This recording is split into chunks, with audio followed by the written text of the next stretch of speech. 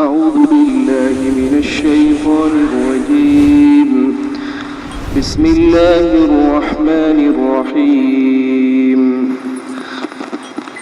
واصبر لحكم ربك فإنك بأعيننا وسبح بحمد ربك حين تقوم ومن الليل فسبحه وإدبار النجوم. صدق الله العظيم. اللهم صل على محمد كما تحب وترضى عدد ما تحب وترضى. قابل احترام بزرگوں اور دوستوں اور میری عزیز ماں اور بہنوں، اللہ رب العزت کا ارشاد ہے،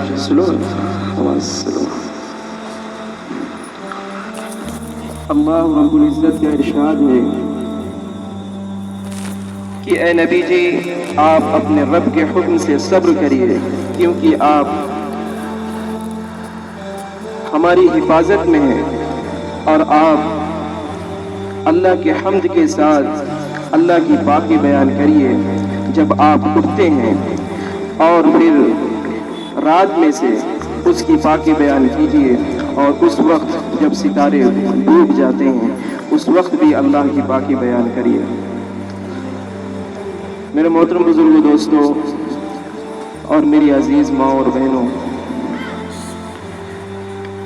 اللہ پاک نے اپنے پیارے محبوب صلی اللہ علیہ وسلم سے ارشاد فرمایا کہ اے نبی جی، آپ تبلیغ کا فریضہ انجام دیتے رہیے، اور اس پر جو تکالیف آتی ہے، پریشانیاں اور مصیبت آتی ہے، اس پر صبر کیجیے۔ بے شک ہم آپ کی حفاظت کریں گے، اور آپ ہماری حفاظت میں ہیں، آپ کو کوئی ذرہ برابر نقصان نہیں پہنچا سکتا۔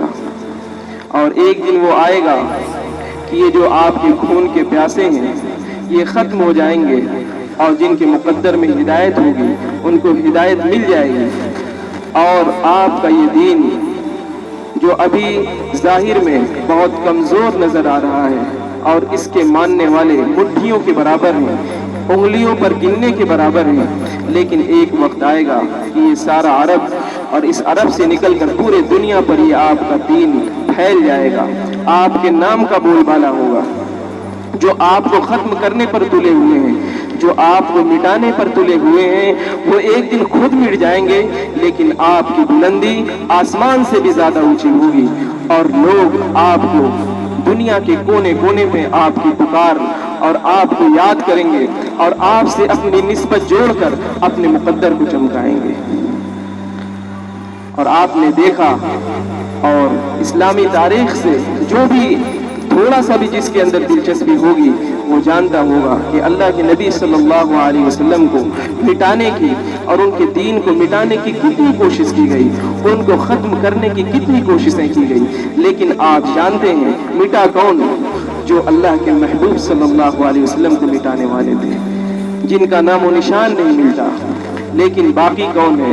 پیارے محبوب کی ذات باقی ہے، اور ان کے متبعین کی ذات باقی ہے، انہی کا نام لیا جا رہا ہے۔ آپ اسلامی تاریخ میں پڑھیں گے کہ اللہ کے نبی صلی اللہ علیہ وسلم پر 18 بار کوشش کی گئی تھی ان کو ختم کرنے کی، نعوذ باللہ ان کو شہید کرنے کی 18 بار کوشش کی گئی۔ کوئی دنیا میں ایسی شخصیت نہیں ہے، کوئی دنیا میں ایسا آدمی نہیں ہے جس کے اوپر اتنی زیادہ کوششیں کی گئی وہ مارنے کی۔ 18 بار کوشش کی گئی کہ اللہ کے نبی صلی اللہ علیہ وسلم کو ختم کر دیا جائے۔ یہ ختم ہو جائیں گے تو پھر ان کے متبعین بھی ختم ہو جائیں گے، ان کے ماننے والے بھی ختم ہو جائیں گے، اور یہ جس کلمے کی آواز بلند کر رہے ہیں وہ بھی ختم ہو جائے گی۔ لیکن اللہ نے جو وعدہ کیا تھا اس وعدے کو پورا کر دکھایا۔ واللہ یعصمک من الناس، کہ اللہ آپ کی حفاظت کرے گا۔ واصبر لحکم ربک فانک باعیننا، اے نبی جی آپ صبر کریے، بے فکر رہیے، جو تکلیف پہنچا رہے ہیں ان کو پہنچانے دیجیے، آپ ہماری حفاظت میں ہیں، آپ ذرہ برابر پرواہ نہ کیجیے کہ آپ کو کوئی مار دے گا، نعوذ باللہ آپ کو کوئی شہید کر دے گا، نہیں، یہ جو دعوت ہم نے آپ کے ذمہ کی ہے یہ ایک نہ ایک دن مکمل ہو کر رہے گی، اس کے بعد آپ ہمارے حکم سے ہماری طرف بلائے جائیں گے۔ اس میں سے میں آپ کو چند مثالیں دیتا ہوں. 18 مثالیں تو نہیں دے سکتا کیونکہ وقت کی کمی ہے، لیکن اس میں سے چند مثالیں دیتا ہوں کہ اللہ کے نبی صلی اللہ علیہ وسلم پر کس طرح سے کوشش کی گئی ان کو شہید کرنے کی.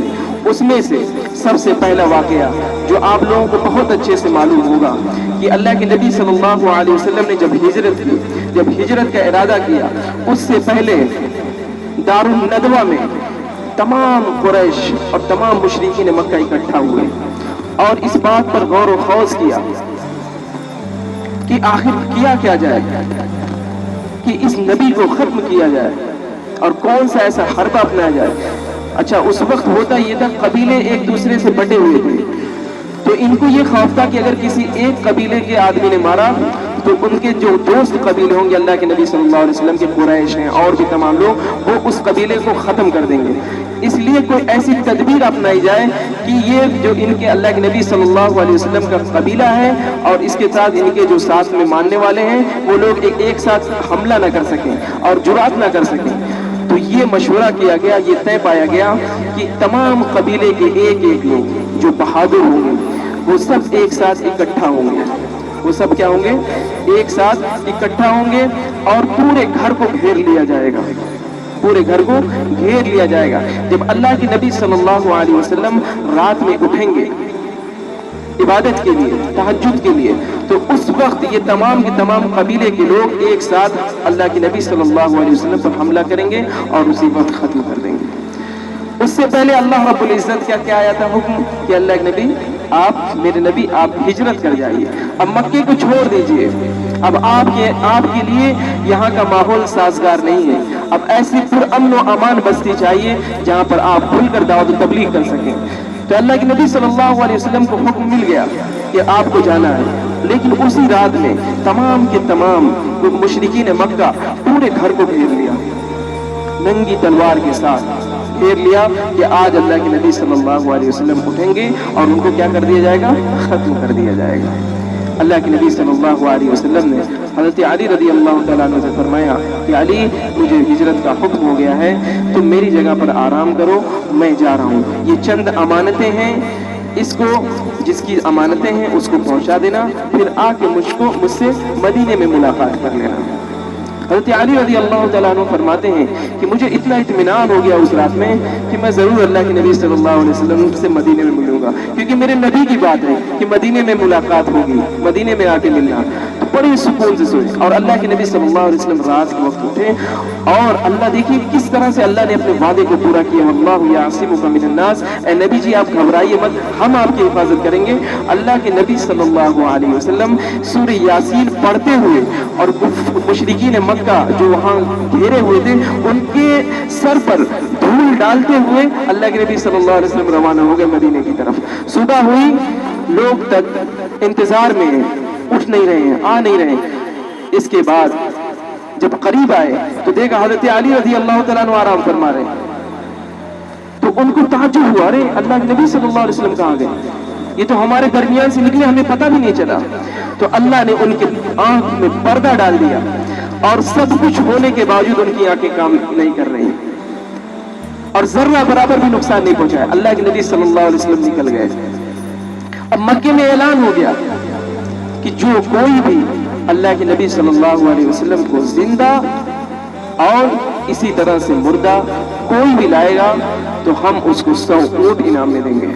یہ اعلان ہو گیا. اب دیکھیے اللہ کے نبی، اللہ پاک نے کس طرح سے حفاظت کی، یعنی ننگی تلوار کے بیچ سے اللہ کے نبی صلی اللہ علیہ وسلم نکلے لیکن کسی کو احساس بھی نہیں ہوا. اب اللہ کے نبی صلی اللہ علیہ وسلم مدینے کی طرف رواں دواں ہے. سراقہ بن مالک مشرکین مکہ میں سے ایک سردار ہے، بہت مشہور آدمی ہے. ان کو کسی چرواہے نے آ کے بتایا کہ میں نے 3 آدمیوں کو مدینے کی طرف جاتے ہوئے دیکھا ہے. تو اس کو چپ کروا دیا کہ خاموش رہو، خاموش رہو، کیونکہ ان کو احساس ہو گیا تھا کہ یہ 3 لوگ ہوں گے تو یہ ضرور اللہ کے نبی ہوں گے، حضرت ابو بکر ہوں گے، اور اس کے بعد تیسرا جو ہوگا وہ راستہ دکھانے والا ہوگا. تو اس نے سوچا، سراقہ بن مالک نے سوچا کہ اگر یہ چرواہا زیادہ شور کرے گا کہ سب کے سب پیچھے پڑ جائیں گے تو یہ اونٹ جو ہے جو مجھے ملنا ہوگا 100 اونٹ، یہ مجھے نہیں مل پائے گا، اس لیے میں اکیلے جاؤں گا، پیچھا کروں گا. لیکن دیکھیے اللہ کس طرح سے حفاظت کرتا ہے اپنے نبی کی اور ان کے ماننے والوں کی. سراقہ بن مالک گھر کے پیچھے سے نکلے تاکہ کسی کو خبر بھی نہ ہو جائے بھئی سراقہ کہاں جا رہے ہو تم، تاکہ مجھے بتانا نہ پڑے کہ ہاں میں پیچھا کرنے جا رہا ہوں. تو وہ گھر کے پیچھے سے خاموشی سے نکلے اور اس کے بعد پیچھا کیا. دیکھا دور سے 3 لوگ جا رہے ہیں. سراقہ بن مالک کو یقین ہو گیا کہ اللہ کے نبی ہی ہیں، اب تو میرا کام ہو گیا، 100 اونٹ کا میں مالک بنوں گا. تو اس وقت کی قیمتی جو شے ہوا کرتی تھی وہ اونٹ ہوا کرتے تھے. جیسے اس وقت کسی کو کہہ دیا جائے 100 BMW کار ملے گی تو آدمی پاگل ہو جائے گا اس کی لالچ میں کہ 100 ملے گی. اچھا، تو اسی طرح سے سراقہ بن مالک بے قرار تھے کسی طرح سے میرے ہاتھ میں اللہ کے نبی لگ جائیں اور حضرت ابو بکر لگ جائیں. وہ سراقہ بن مالک قریب ہی پہنچنے والے تھے کہ ان کے گھوڑے کی ٹانگ جو ہے وہ زمین میں گھس گئی. اب وہ آگے گھوڑا جا ہی نہیں رہا ہے. تو سراقہ بن مالک کو احساس ہوا کہ لگ رہا ہے کچھ گڑبڑ ہے. تو اللہ کے نبی صلی اللہ علیہ وسلم پر نظر پڑی. اللہ کے نبی صلی اللہ علیہ وسلم نے دیکھا ان کو تو اللہ کے نبی صلی اللہ علیہ وسلم نے دعا کی، وہ گھوڑا پھر صحیح ہو گیا. تو سراقہ بن مالک نے کہا، سوچا کہ لگ رہا ہے یہ کسی وجہ سے یہ گھس گیا ہوگا، ہو سکتا ہے یہاں پہ بالو کم رہا ہو یا بہت زیادہ دقت رہی ہو جس کی وجہ سے یہ گھوڑا گھس گیا، ہو سکتا ہے یہ کمی لاؤ پھر کوشش کرو. لیکن پھر جیسے انہوں نے کوشش کی پھر گھوڑے کی اگلی جو ٹانگ تھی پھر وہ گھس گئی زمین میں. تو سراقہ بن مالک کو یہ یقین ہو گیا کہ یہ اللہ کے نبی ہیں، یہ اللہ کے نبی ہیں، ان کو کوئی نقصان نہیں پہنچا سکتا. کہ میں اتنا قریب ہونے کے باوجود میں اللہ کے نبی کو پکڑ نہیں پا رہا ہوں اور اس کے بعد میں نقصان نہیں پہنچا پا رہا ہوں، اس کا مطلب واقعی میں یہ اللہ کے نبی ہیں. تو انہوں نے کہا آپ مجھے امان دے دیجیے. سراقہ بن مالک نے اس وقت ابھی اسلام میں داخل نہیں ہے، دشمن ہے، لیکن اللہ کے نبی صلی اللہ علیہ وسلم نے فرمایا آپ مجھے امان دے دیجیے، کیونکہ ان کو یقین ہو گیا تھا وہ اللہ کے نبی صلی اللہ علیہ وسلم کا کلمہ غالب ہو کر ہی رہے گا، ورنہ اتنے قریب سے آنے کے باوجود میں آسانی سے پکڑ لیتا. تو اللہ کے نبی صلی اللہ علیہ وسلم نے ایک بشارت دی، سراقہ وہ دن کیسا دن ہوگا کہ جس دن تمہارے ہاتھ میں کسرا کے کنگن ہوں گے. کسرا اس وقت کی سپر پاور طاقت تھی، کسرا اس وقت کی سپر پاور تھی، جس طرح سے آج ہم سپر پاور دیکھ رہے ہیں، رسیا کو دیکھ رہے ہیں، امریکہ کو دیکھ رہے ہیں. تو اللہ کے نبی صلی اللہ علیہ وسلم نے بشارت دی کہ سراقہ وہ دن کیسا دن ہوگا کہ جس دن تمہارے ہاتھ میں کسرا کے کنگن ہوں گے. تو سراقہ خوش ہو گئے. انہوں نے کہا اللہ کے نبی کچھ لکھ کے دے دیجیے تاکہ یہ میری یادگار ہو میرے لیے. تو ایک زمانہ آیا کہ حضرت عمر رضی اللہ تعالیٰ عنہ کے زمانے میں وہ کسرا فتح ہوا اور اس کے کنگن کو مسجد نبوی میں لایا گیا اور سراقہ کو بلایا گیا. سراقہ کہاں ہے؟ سراقہ اس وقت بوڑھے ہو چکے تھے، ان کو بلایا گیا اور ان کے ہاتھ میں کنگن کو پہنایا گیا. حضرت سراقہ کو بات یاد آ گئی کہ میرے نبی نے اس وقت بشارت دی تھی جس وقت میں اللہ کے نبی صلی اللہ علیہ وسلم کی خون کا پیاسا تھا. آج وہ کسرا کا کنگن میرے ہاتھوں میں ہے. تو اللہ نے یہاں پہ حفاظت کی جہاں پر ایک دم قریب آ گئے. پھر میں آپ کو تیسری مثال دیتا ہوں. اللہ کے نبی صلی اللہ علیہ وسلم جب مدینے پہنچے تو بنو نذیر ایک یہودیوں کا قبیلہ تھا، وہ بھی اللہ کے نبی صلی اللہ علیہ وسلم کا شدید دشمن تھا، بہت سخت دشمن تھا. اللہ کے نبی صلی اللہ علیہ وسلم کسی معاملے سے بنو نذیر کے قبیلے میں گئے اور وہاں پر جب گئے تو ان لوگوں سے بات کی، کچھ معاملہ تھا، اس معاملے کو حل کرانا تھا. تو ان یہودیوں نے ایک سازش کی، وہ یہ کیا کہ اللہ کے نبی صلی اللہ علیہ وسلم کو ایک قلعے کے پاس اس کے نیچے دیوار کے نیچے بٹھایا کہ اللہ کے نبی آپ یہاں آرام کریے اور ہم تھوڑا سا اور لوگوں سے ملاقات کر کے آپ کے پاس لے آتے ہیں اور کچھ لوگوں کو بات بتاتے ہیں کہ اللہ کے نبی تشریف لائے. لیکن ان ظالموں نے اور بدبختوں نے یہ سازش کی تھی کہ سنو، تم اپنے قبیلے والوں کو سمجھایا کہ اللہ کے نبی دیوار کے نیچے بیٹھے ہوئے ہیں، تم ایک کام کرنا، اوپر دیوار کے اوپر سے چھت سے جانا اور ایک بڑا سا پتھر اللہ کے نبی صلی اللہ علیہ وسلم کے سر سے گرا دینا. انہوں نے ان خبیثوں نے یہ مشورہ کیا. اللہ کے نبی صلی اللہ علیہ وسلم کو فوراً جبریل امین آئے، وحی ہوئی، اے اللہ کے نبی آپ یہاں سے فوراً اٹھ جائیے، ان ظالموں نے آپ کو مارنے کی کوشش کی ہے. اللہ کے نبی صلی اللہ علیہ وسلم فوراً وہاں سے اٹھے اور ان کی سازش کیا ہو گئی؟ ناکام ہو گئی. اللہ کے نبی صلی اللہ علیہ وسلم فوراً مدینے آئے اور بنو نذیر پر چڑھائی کی اور ان بدماشوں کو ضلع بدر کیا کہ تم یہاں رہنے کے لائق نہیں ہو، اس نبی کے خلاف سازش کرتے ہو جو نبی رحمت للعالمین ہے، جو تمہاری ہدایت کے لیے بھیجا گیا. تو یہ تیسری مثال. چوتھی مثال میں آپ کو دیتا ہوں. اللہ کے نبی صلی اللہ علیہ وسلم بدر میں فتح ہوئی، اللہ کے نبی صلی اللہ علیہ وسلم کو اسلام کا بول بالا ہوا، تو اس میں ایک قریش کا آدمی یعنی مشرکین مکہ میں سے ایک آدمی، وہ نام تھا اس کا وہب، وہ پکڑا گیا. اب وہ جو پکڑا گیا تو ان کے والد اور اسی طرح سے ایک آدمی اور مکے میں ان دونوں نے مشورہ کیا آپس میں اور مشورے میں یہ بات طے کی کہ یار اگر میرے صفوان، وہب کے والد جو تھے وہ صفوان تھے، صفوان نے یہ ارادہ کیا، یہ اپنے دوست سے کہا کہ کہ اگر میرے بیوی بچے نہ ہوتے اور اسی طرح سے میرے پاس قرض نہ ہوتا تو میں مدینے جاتا اور پھر اس کے بعد میں اللہ کے نبی صلی اللہ علیہ وسلم کی گردن اتار دیتا. نعوذ باللہ من ذالک.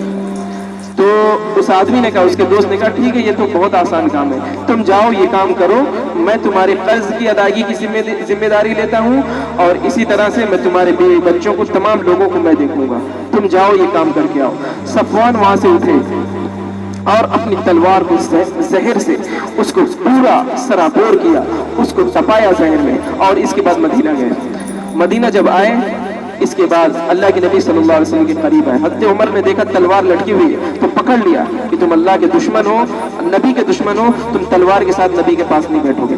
اللہ کے نبی صلی اللہ علیہ وسلم نے کہا عمر جانے دو, آنے دو ان کو, قریب آنے دو. اس کے بعد اللہ کے نبی صلی اللہ علیہ وسلم کے قریب صفوان بیٹھے. اس کے بعد سوال کیا اللہ کے نبی صلی اللہ علیہ وسلم نے کہ صفوان کس لیے آئے ہو؟ تو صفوان نے کہا کہ میں اپنے بیٹے کو چھڑانے کے لیے آیا ہوں جس کو آپ نے قیدی بنایا ہے. تو اللہ کے نبی صلی اللہ علیہ وسلم نے فرمایا کہ نہیں صفوان, کوئی اور وجہ ہے جس کی وجہ سے تم آئے ہو. یہ تلوار کیوں لٹکا رکھی ہے گردن میں؟ کیا بس یوں ہی لٹکا رکھی ہے؟ تلوار بدر میں کہاں کام آئی کہ جو اس وقت کام آئے گی؟ کہ نہیں صفوان تم بتاؤ, صحیح بتاؤ صفوان کیا معاملہ ہوا ہے؟ کہ نہیں کچھ بھی نہیں, بس میں اپنے بیٹے کو چھڑانے کے لیے آیا ہوں. کہ نہیں صفوان, تم دونوں نے بیٹھ کر خانہ کعبہ کے پاس بیٹھ کر حتیم میں کیا مشورہ کیا تھا؟ حضرت صفوان کی ایسی حیرت ہوئی اور اس طرح سے متعجب ہوئے کہ میرے اور میرے دوست کے بعد تیسرا کوئی آدمی نہیں تھا جو وہاں پر سننے والا ہو. تو اللہ کے نبی صلی اللہ علیہ وسلم فرمایا بتاؤ صفوان کیا بات ہے, تم نے کیا یہ مشورہ نہیں کیا تھا کہ میں اللہ کے نبی مجھے میں میری گردن اتار دو گے اور تمہارا قرضہ تمہارے دوست کے ذمہ ہوگا اور اسی طرح سے تمہارے بیوی بچوں کی ذمہ داری تمہارا دوست لے گا؟ تو اسی وقت حضرت صفوان نے کہا اللہ کے نبی کلمہ پڑھا دیجیے, آپ حق ہیں اور آپ سچے نبی ہیں, آپ کے علاوہ وہاں پر کوئی تیسرا تھا ہی نہیں.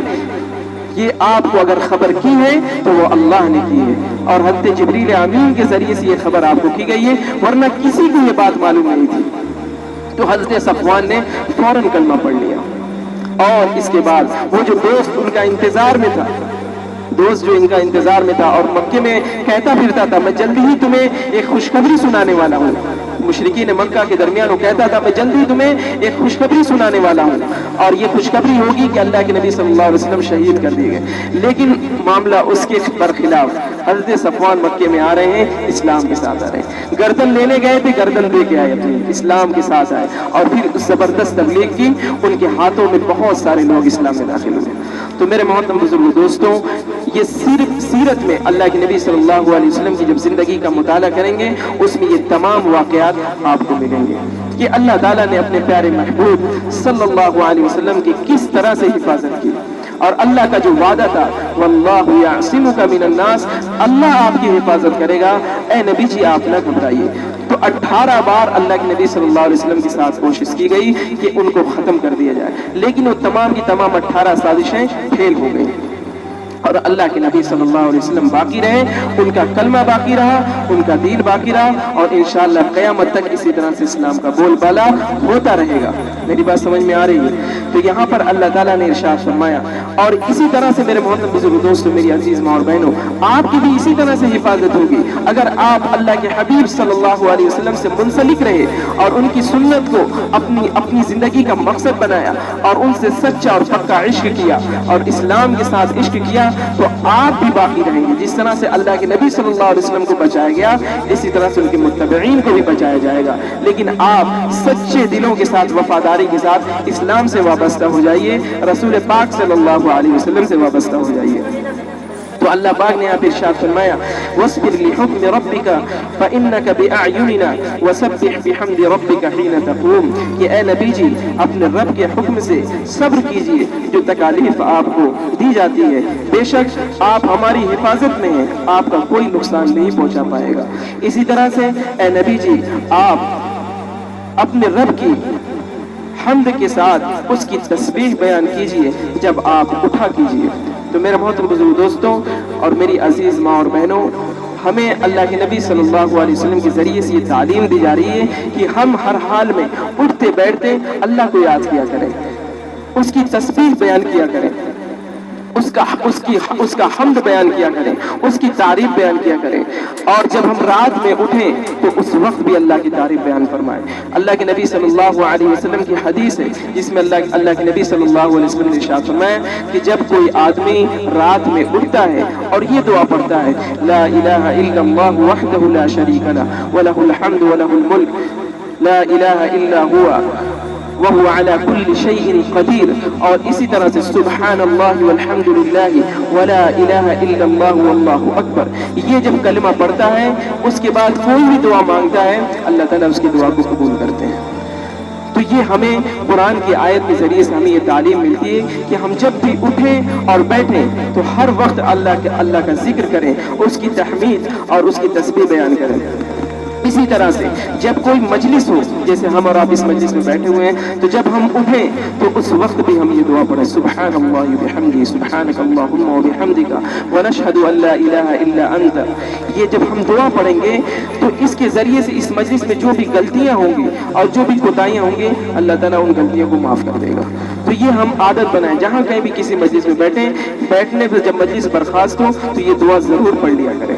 اس کے بعد اللہ پاک کا ارشاد ہے وَمِنَ اللَّيْلِ فَسَبِّحْهُ وَإِدْبَارَ النُّجُومِ، اسی طرح سے اے نبی جی رات کے کچھ حصوں میں اللہ کی تسبیح بیان کیا کیجئے، یعنی مغرب کے بعد اور عشاء کے بعد جب ہم نماز کے لیے اٹھیں تب بھی اللہ کی تسبیح بیان کریں، جب نماز سے فارغ ہو جائیں تب بھی ہماری زبان اللہ کے ذکر میں رطب اللسان ہو۔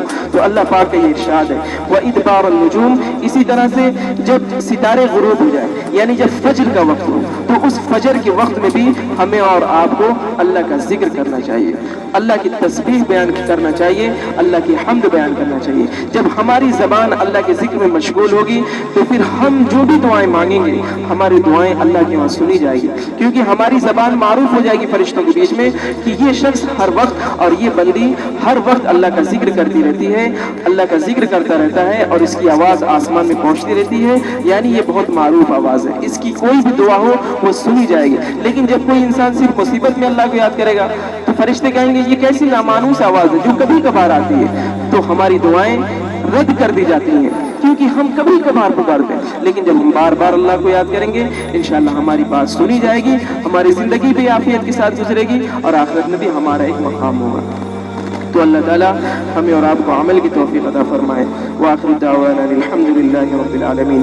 یہ صورت مکمل ہو گئی، اب انشاءاللہ آگے سورہ نجم کی تفسیر بیان ہوگی۔ اللہ تعالیٰ عمل کی توفیق عطا فرمائے۔ الحمد لله رب العالمين والصلاة والسلام على سيد المرسلين اللهم صل على محمد كما تحب وترضى عدد ما تحب وترضى لا إله إلا أنت سبحانك إني كنت من الظالمين لا إله إلا أنت سبحانك إني كنت من الظالمين ربنا لا تزغ قلوبنا بعد إذ هديتنا وهب لنا من لدنك رحمة إنك أنت الوهاب اللهم أعنا على ذكرك وشكرك وحسن عبادتك اللهم أعنا على ذكرك وشكرك وحسن عبادتك يا الله ہمارے گناہوں کو معاف فرمائیے، اے اللہ ہمارے گناہوں کو معاف فرمائیے، اے اللہ ہمارے کبیرہ صغیرہ گناہوں کو معاف فرمائیے، اے اللہ جو دنیا سے جا چکے تیرے ایمان والے بندے بندیاں ہیں اے اللہ سب کی مغفرت فرمائیے، اے اللہ سب کی مغفرت فرمائیے، اے اللہ جو آج انتقال ہوا ہے جمال الدین چچا کی اہلیہ کا، اے اللہ ان کی مغفرت فرمائیے، اے اللہ ان کی مغفرت فرمائیے، ان کو جنت میں اعلیٰ مقام نصیب فرمائیے، اے اللہ جہاں کہیں بھی تیرے ایمان والے بندے بندیاں دنیا سے جا چکے ہیں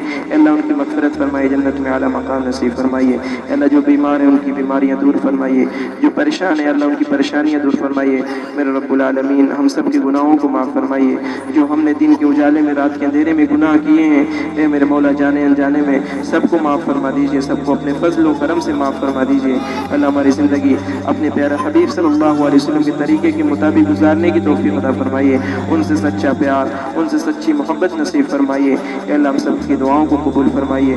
سبحان ربک رب العزة عما یصفون وسلام على المرسلين والحمد لله رب العالمين.